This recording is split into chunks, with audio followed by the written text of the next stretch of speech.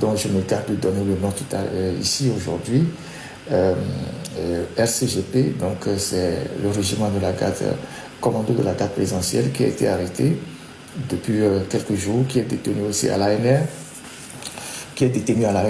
J'essaie d'affiner mes informations, mais ce colonel, je connais bien son nom, je ne donne pas le nom aujourd'hui, est aux arrêts, a été arrêté et est détenu au secret à l'ANR. C'est un colonel de grade et il était au RCGP, donc régiment commando de la garde présidentielle. Donc je vous donnerai des détails dans les prochains lives.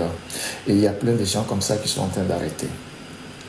Alors, concernant toujours la justice, je vous avais dit la dernière fois que le domicile de Madame Nyakadé, qui se trouvait être sa maison familiale, c'est la maison de son père, qu'ils ont réaménagé. Là où elle habitait à Tokoa Solidarité a été scellé et interdit de rentrer aux enfants et à toute autre personne. Et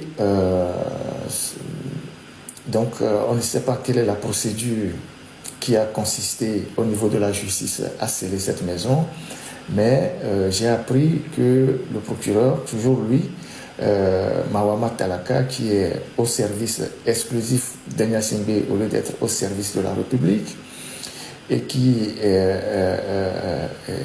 exécute les ordres qui viennent du sommet de l'État comme une lettre à la poste. Et M. Mawama, donc le procureur, est en train d'engager une procédure. Donc il a enclenché une procédure visant la saisie des biens de Mme Nyakadé.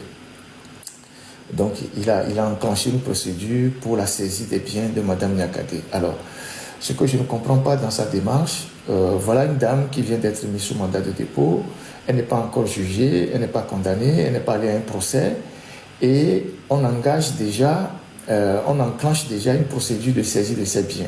Je ne sais pas sur la base de quel motif qu'on engage cette procédure-là.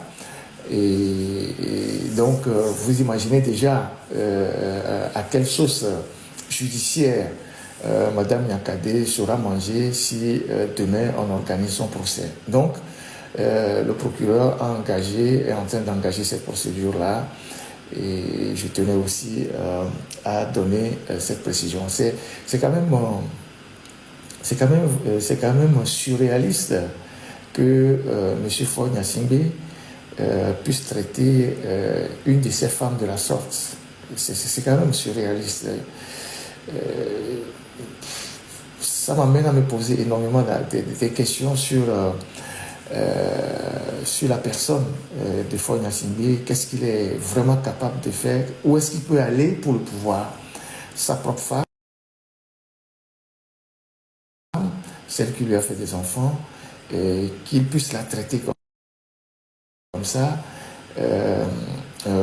On a scellé la maison, on a refusé à la dame d'avoir même ses effets personnels, ses dessous, ses livres, tous ces trucs, ses effets. Le juge a refusé et donc le procureur a refusé. Donc c'est au marché qu'on est allé l'acheter les habits qu'elle porte à son lieu de détention.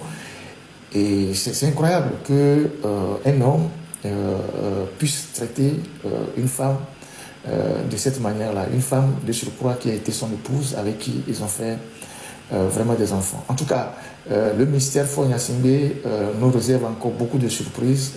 On va découvrir encore davantage le côté un peu particulier de cet homme-là. Peut-être que ça fera l'objet un jour d'un très bon film pour la postérité.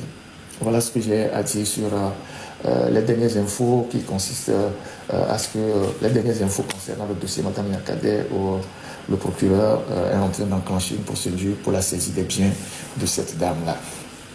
Alors,